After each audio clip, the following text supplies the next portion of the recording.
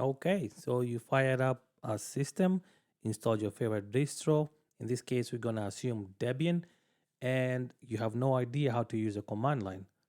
Well, I'm glad you stumbled upon this video because today we're going to go through some commands for beginners that will make you comfortable working your command line. So let's get started. First thing you want to know is where you at as a user. So how you figure that one out is you use something called print working directory, which is pwd, and that shows you where you at. And then now it's telling us that we are at the home user directory of Baba. That's why you see slash home slash Baba. So the user here is Baba. But how do you confirm that the user is Baba? Because it could be named something else. Well, there's another command called who am I. If you click who am I, it shows you the user that is logged in. That's the user ID right there. So in case you want to navigate through here, you might want to know how do I get to documents or any other folder. So in that case, you use a cd command, which is change directory. And let's see, documents, and you're in documents. That's how you do. If you want to go back, there is a command. You can do cd, two dots, it will take you back where you are. And if you now type wd, it shows you that you're at Barber. So if you want to go back to CD, to documents, you go to CD, documents, and if you press the tab key, it should finish that for you. And if you have multiple DOC files, they'll give you a list of which files or folders that got that name, and you get to add more characters to get an accurate representation. So if you press enter, you're back to documents. Well, while you're here, if you want to go back to your home directory again with one command, you can do cd with the tilde command. That'll take you back to your home directory. That's just a by the way, but you don't need to know that. I mean, you can use it if you like to explore. But now let's see what's in this document folder to list the directory, or something we call in Linux directory listing. We use the ls command. So if you type ls, it should show you what's in that folder. So as you can see, we've got 3 items in there. We got nothing to see, top results, and compress me. Okay, all right. So moving on, if you want to see more of this, like ownership, file ownership, who owns a file, there's another command that we use called ls-l. And this right here, my friends, is long listing that displays file ownership. And as you can see, we've got 1, 2, 3, 4 items on there. And since I'm the only owner in here, it's showing me that I'm both the group owner and the file owner. So that's how you view all the listing in a file, but not all of them. There are some hidden files in Linux, and those files are denoted by a dot, then the file name or the folder name. In order to see those, you use again ls-l, and this time you add an a at the end, and you should see hidden files. As you can see, the command above gave us 4, and this is giving us 6. That's showing you hidden files. Okay, now, so you got all this junk on your computer or your computer screen or your terminal. How do you get rid of it? Well, there are several ways to do it. Keyboard shortcuts are like Command D, but sometimes it doesn't always work. So we're just gonna use a command which is clear. That clears your screen. So now that you clear your screen, what if you want to view a file? For instance, if we use the ls command here to see what we got, we might want to see what the file nothing to see has. Well, there's a special command for displaying the contents of a file to stand out or to show you what's in it. So if you use the cat and not like the kitty cat, but the cat, and then you start typing nothing to see and then press the tab key to finish that off for you, now you'll be able to view what's in that file. And as you can see, we have nothing to see, nothing to see, nothing to see. So that's how you see a file, okay? So if you want to see this file, let's say you have a long file and you would like to see all of it in the in your screen. Let's say you would use cat, and then let's say top results, and then you pipe this command by using the pipe symbol, which is just a forget it right now, but you see on the screen that straight arrow, not an arrow, straight bar. That's the pipe command, and there's another command called more. So more will kind of display if you press spacebar. Will keep going. Let's assume this file was so long. You keep pressing space to go to the next line, to the next line, to the next line, to the next line, to the next line. Okay, so that's how you would be able to do that. And to get out of it, you either type Q, and let's see what's going on here. Okay, some reason this system is has some issues, but in order to get out of that mode, you press the Q command or the Q thing, and that will get you out. Okay, so and that's how you list a file and see the contents of it. Now, what if you're looking for help? Let's say you have a command like cat, and you're like, I don't know how to use this command. There is another command called man, and then you can type the command that you want to look for. If you press enter, it shows you all the flags you can use for these commands. So dash capital A shows all, dash B is for non-blank, and the list goes on and on. And that's how you would view the help information, and this will help you to know what flag I need to do something. So in case you want to quit, you just press Q. Let's do a man ls. Now, this is what I was showing you. Dash A will show everything. You can add dash F, not to sort. There's plethora of information for this particular command, and you just click on Q to quit. Okay, so that's how you will look for help. So let's say you want to copy a file, and if we do ls, let's say we got our files, nothing to see, nothing to see, nothing to see. We have a command called cp, and then you type in the name of the file that you're trying to copy, and then you can use this actually to rename the file. That's another thing. And to copy this file, we'll call nothing.txt. And you press enter. We're copying this file in the same directory. So now if we press ls, you'll see our new file, nothing.txt. Same content, just a different name. So you can use this to rename file. If you want to move this file to a different folder, let's say, and speaking of different folders, to make a new folder, you use the mkdir or dir, and then we can say stuff. Now, Linux is case sensitive, so if you put a capital S, make sure when you're searching for that particular file or directory that you made is properly cased. What I mean to say is that you use the correct case for the name. So now, what if now you want to know the processes that are running on your computer?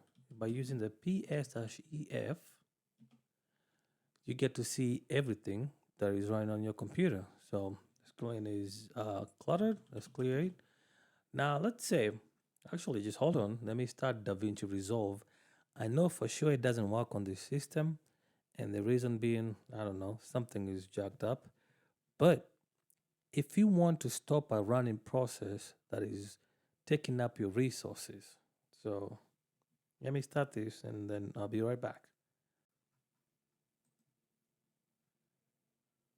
Now, I don't know if you can hear my computer it's running like an engine right now. The reason is DaVinci Resolve does not work on this computer. How I would know that is, well, obviously right now I know, but if you wanted to kill that process, make sure that it stops running, you can use a command called top.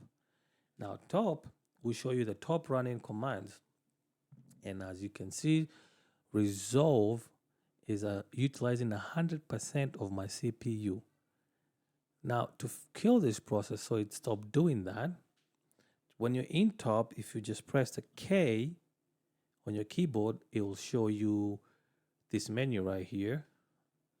I don't know if you can see it, but now it's saying, PID to kill or signals to kill. All right, so right now it's telling me that this 64322 is resolved, is the default if I wanted to kill it. Now, what if you wanted to kill like GNOME shell?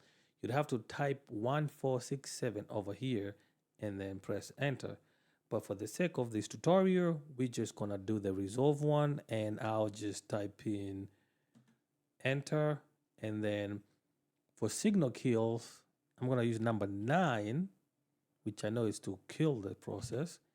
And now, as you can see, resolve is gone and my computer stopped running like an engine. To get out, press Q, clear the screen, clear. That's how you do that. Now, let's talk about removing files. If you want to remove a file, let's go to Documents, and we want to remove the file. Actually, let's create another file. We can use another command called mv, nothing to see, and we just say nothing.txt. And if I do ls, I've got nothing.txt. I've renamed that file, and now I was just showing you can rename the file using the move command. So again, let me just replicate this to nothing to see .txt. Now we have nothing to see and nothing. All right. So if I want to remove that file, I'll just do rm and nothing.txt. If I do ls, you see the nothing file is gone. Now, what if you want to remove a folder? Now we have this folder called stuff that we created earlier using the mkdir command. To remove that, what we need to do is use rm-r f, the name of your directory. Remember, this is case sensitive, and now if you press enter, it's gone. You press ls, there isn't. Now there is a caveat here. Sometimes when there is stuff in the directory, you won't be able to delete. You might have to add more flags, and how you do that, you just use the man command for rm, and it will give you what commands you want. That's a challenge for you. Go figure that one out. Just create a folder, add some stuff in it, and see how that works. All right, now let's go to if I wanted to create a file, right? To create a file, there's multiple ways to do. You can just say echo, say you want to say something like this is a file. If you put the // like that, you can put file1.txt, and now ls, you go file1.txt. If you use Vim, if you wanna, or vi, because sometimes Vim you have to install it, vi file number 2.txt, and you want to edit on the command line, you can press enter. And Vim is kind of a little complicated, so right now if I type anything on my keyboard, it's not going to work. All right, so in order for me to edit, I'll have to press the I button on my keyboard, and then I'm able to type. All right, to delete, you can go to the end of the line and press the delete key. So if I type this is file number 2. Now to save, I'll have to press the escape key and press the colon, and I can press X, and that will save and exit. The other commands, like if you wanna quit, you can do WQ and an exclamation mark. Actually, let's just do it. Now we go up one command, press I to add more. See here, now we did a change. Press escape, press X, WQ, and exclamation come to write and quit. And now we can do cat file 2, And as you can see, the first one using X was saved, and using WQ with the exclamation mark is saved as well. So now if we go back to that file, press I to insert text. Now if I press escape and colon and just type Q and exclamation mark and do, if you press your arrow up on your keyboard, you should see the last command that you used. As you can see, the Q and the exclamation mark does not save the file. So that's a little thing about Vim. If you wanted to, let's say, download something, I'm trying to think of what we can download online. I don't have anything, but the command for that would be wget and then some random, URL here. .com/files to download. So that's how you get a file from there. And my apologies, I don't have anything in mind for that. But let's talk about how to uncompress files. So if you have a file that is zipped, how do you uncompress it? So if we do the ls command again, we see we have an uncompressme.tar.xz. This could be .unzip. You just have to install the command unzip to use the unzip command. But since most Linux distributions have just the tar file, how we unzip that is using the tar command, and you put in tar and a flag of xf and then your name of the file. So uncompressme.tar.txt. Now if I press enter, nothing happens. But if I do ls, just 1 second here, I can tell the difference. Let's go to uncompress me, cd uncompress. Nothing to view. How about we just remove this file or this folder?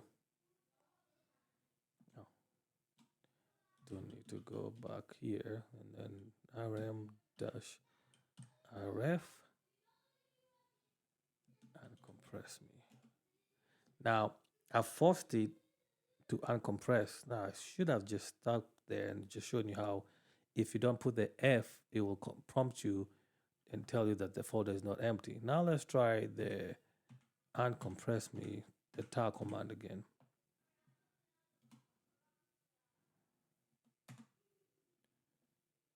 And we do an ls. As you can see, now we have the uncompress me folder again.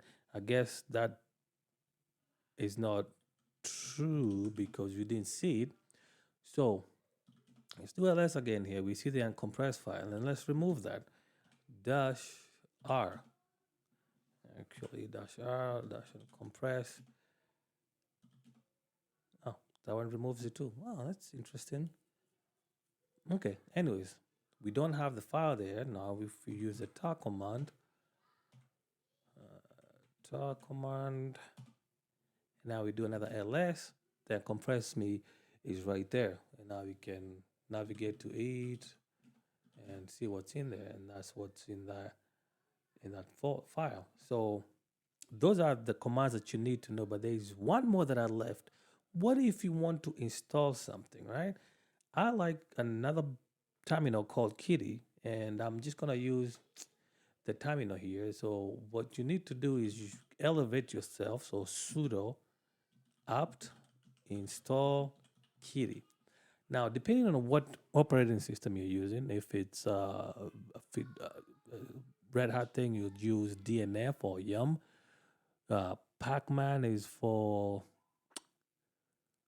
I forgot the other distros, but every distro has their own installation packages, and this is what you would use here for this. So for Debian is sudo apt install. So you do that, and it will prompt you to say yes here if you're sure, and then you say yes, and then it will go ahead and install whatever packages or whatever program you wanted to install. If you wanted to run updates, you do again sudo apt update, Press enter. It will go ahead and look for updates. If you wanted to, if there were updates to do this, you would do sudo apt updates upgrade. And if you use the -y flag, it won't ask you to enter a password. So you just do that, and then your system gets upgraded. And ladies and gentlemen, as you can see, those are the few commands that you should know as a Linux beginner. They're not hard, it's just that you get to use them a lot, and you'll be able to navigate through the command line instead of just using the GUI. Anyways, if you have any questions, feel free, you know the drill, drop them down below, and hey, have yourself a good one. I'm out, y'all.